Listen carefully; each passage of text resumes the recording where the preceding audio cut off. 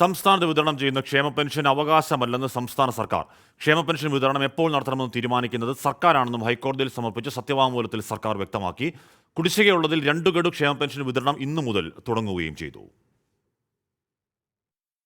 സാമൂഹ്യക്ഷേമ പെൻഷൻ വിതരണം മുടങ്ങിയതിനെതിരെ സമർപ്പിച്ച ഹർജിയിലാണ് സർക്കാർ നിലപാട് വ്യക്തമാക്കിയത്. സർക്കാർ നൽകുന്ന സഹായം മാത്രമാണ് ക്ഷേമ പെൻഷൻ. സർക്കാരിൻ്റെ നയപരമായ തീരുമാനത്തിൻ്റെ ഭാഗം മാത്രമാണിത്. നിയമം അനുശാസിക്കുന്ന പെൻഷൻ ഗണത്തിൽ പെടുന്നതല്ല ക്ഷേമ പെൻഷനെന്നും ഇത് എപ്പോൾ വിതരണം ചെയ്യണമെന്ന് തീരുമാനിക്കുന്നത് സർക്കാരാണെന്നും സത്യവാങ്മൂലത്തിൽ പറയുന്നു. സാമൂഹ്യ പെൻഷൻ കൃത്യമായി വിതരണം ചെയ്യാൻ സർക്കാർ ശ്രമിക്കുന്നുണ്ട്.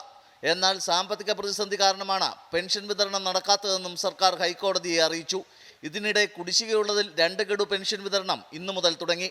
സാമൂഹ്യ സുരക്ഷ ക്ഷേമനിധി പെൻഷനുകളാണ് വിതരണം ചെയ്യുന്നത്.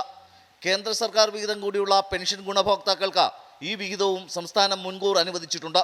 62 ലക്ഷം ഗുണഭോക്താക്കളിൽ മസ്റ്ററിംഗ് നടത്തിയ എല്ലാവർക്കും പെൻഷൻ ലഭിക്കും. 24 തിരുവനന്തപുരം.